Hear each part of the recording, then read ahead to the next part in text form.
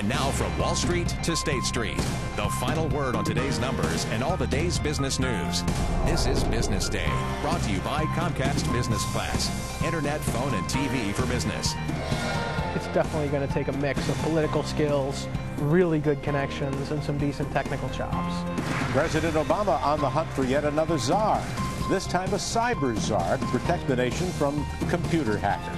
President Obama is taking on a monumental task that he promised during his campaign to make sure Americans and their government are safe and secure online. Today he announced that he's resorting to what's been one of his favorite approaches, naming a White House czar to take charge of coordinating efforts across government and the private sector. NECN business reporter Peter Howe in the newsroom with more on the cyber czar. Peter? Yeah, thanks, Beth, and good evening. What the president was announcing today was recommendations after a major 60-day study of the nation's cyber safety, and this comes after a spate of frightening reports of hackers putting viruses on Pentagon computers and sneaking into networks linked to the nation's electric power grid and air traffic control system. Mr. Obama said he is deeply alarmed about those as he is other crises, and so it's time for another czar.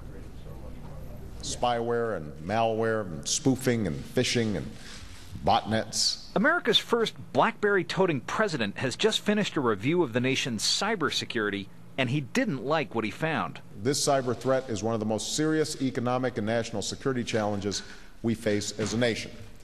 It's also clear that we're not as prepared as we should be, as a government or as a country. His solution, on top of his car czar, medical, economic, and environmental czars, a new cybersecurity czar. Without being super specific, the president also pledged he'll keep the country cyber safe without snooping on innocent communications or dictating to big corporations how to run their data networks. Our pursuit of cybersecurity will not include, I repeat, will not include monitoring private sector networks or internet traffic. We will preserve and protect the personal privacy and civil liberties that we cherish as Americans. Joshua Shaul of database protection company Application Security in Bedford, Massachusetts, said the government has badly needed a better coordinated push to secure its networks. I think what's really been missing is responsibility and accountability. Under the Bush administration, after 9/11, they created a national cybersecurity initiative under the Department of Homeland Security, but it was so deep into the government, it was so many levels down, that there just wasn't the kind of clout that was needed. But Harvard government professor Steve Kellman, a veteran of the Clinton White House, says this wide-ranging job won't be an easy one. What I think you want is sharing among the cybersecurity civil servants in the agencies of best practices and so forth.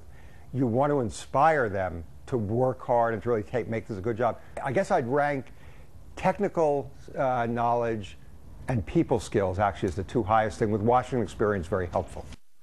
Now, some reaction to the president's move this afternoon came from Maine Senator Susan Collins. She's the ranking Republican on Homeland Security, and she says she fears that this new layer of oversight will actually make it harder for Congress to oversee U.S. cybersecurity, and she doesn't see this position resolving bureaucratic conflicts, turf battles, and confusing lines of authority, as she puts it, that have left the country vulnerable. Beth? Peter, any idea who the president might nominate as cyber czar and the timing in all this? Well, there is an acting cybersecurity director, Melissa Hathaway, former Booz Allen Hamilton consultant and intelligence agency advisor. She led this 60-day study, and experts I talked to say they think Melissa Hamilton would be strong as a permanent cyber czar. But there are also reports today that the White House says it's looking at a big-name high-techie or someone like an ex-governor or member of Congress who's got some experience navigating the political piranha tanks of Washington. And no word, no hard deadline on when this person will be named.